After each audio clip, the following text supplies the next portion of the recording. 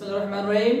প্রিয় 2025 সালের SSC vocational শাখার শিক্ষার্থীরা, আজ আমি তোমাদেরকে আরেকটা অঙ্ক সমাধান নিয়ে হাজির হয়েছি। আমাদের চূড়ান্ত শীটের 6 নং অঙ্ক। আশা করি তোমরা অঙ্কগুলো বাসায় বারবার প্র্যাকটিস করতেছো এবং তোমাদের যদি কোনো জায়গায় সমস্যা হয় তোমরা আমাদেরকে আবার মেসেজে জানাবা, অবশ্যই আমরা সেটা সমাধান করার চেষ্টা করব।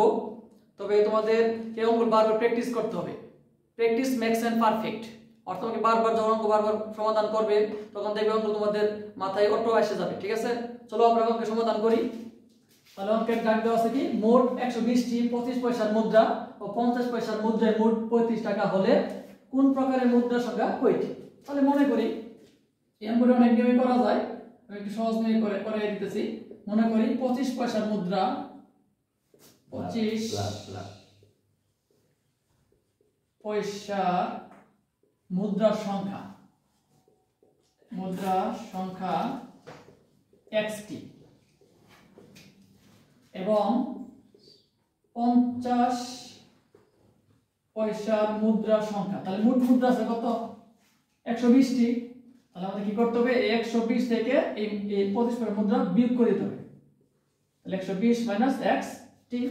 আচ্ছা, এখন শর্ত মতে আমরা জানি যে 25 পয়সা 100 পয়সাতে 1 টাকা হয়। তাহলে 25 পয়সার মুদ্রা 4টি হলে 1 টাকা হবে।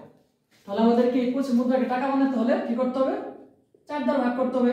তাহলে x ভাগ 4 প্লাস, আর আমরা জানি 50 পয়সার মুদ্রা 2টি হলে 1 টাকা হয়। তাহলে 50 পয়সার মুদ্রাকে 2 দ্বারা ভাগ করতে হবে। তাহলে 120 মাইনাস x ভাগ 2 সমান টাকা কত আছে? 35। এই 35 টাকা দিয়ে দিলাম। এখন তো লসাগু করতে হবে, 4 এবং 2 এর লসাগু। তাহলে 4 এবং 2 এর লসাগু 4। আচ্ছা, তাহলে 4 দ্বারা 4 কে ভাগ করলে ভাগফল কত? 1। মানে হর দ্বারা লসাগু ভাগ, ভাগফল দ্বারা লবের গুণন।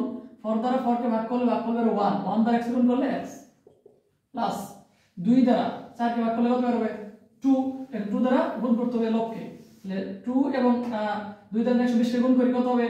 240 মাইনাস প্লাসে মাইনাসে মাইনাস, তাহলে কত? 2 আর x এই x থাকবে, কারণ 2 দ্বারা 4 কে ভাগ করলে ভাগফল বের হবে 2। 2 দ্বারা 120 কে গুণ করলে হবে 240 এবং x এর গুণ করলে কি মাইনাস 2x সমান 45। এখন আমাদের কাজটা করতে হবে 240 এই মাইনাস 2x থেকে প্লাস x চলে গেল, থাকবে কি মাইনাস x। 35 এবং 4 গুণ করলে কত হয়? 140। আচ্ছা, তাহলে আমাদের কাজটা করতে 240 মাইনাস এই মানকে যদি ডান পাশ বাম পাশে নিয়ে আসি তাহলে কি কত হবে? 140 আর মাইনাস x বাম পাশে ডান পাশে গেলে কি হবে? প্লাস x হয়ে যাবে। 240 থেকে 140 চলে গেলে কত থাকবে? 100। তাহলে আমি লিখতে হবে x সমান 100। তাহলে আমাদের 25 পয়সা মুদ্রা x দেওয়া আছে, ধরছি আমরা লেশন কত হয়েছে? 100। তাহলে লিখতে হবে সুতরাং 25 পয়সার মুদ্রার সংখ্যা, 25 পয়সার মুদ্রা লিখলে হবে, আর মুদ্রার সংখ্যা লিখতে পারো, মুদ্রার সংখ্যা 100টি এবং 50 পয়সার মুদ্রার সংখ্যা। তাহলে মোট মুদ্রা আছে 120টি।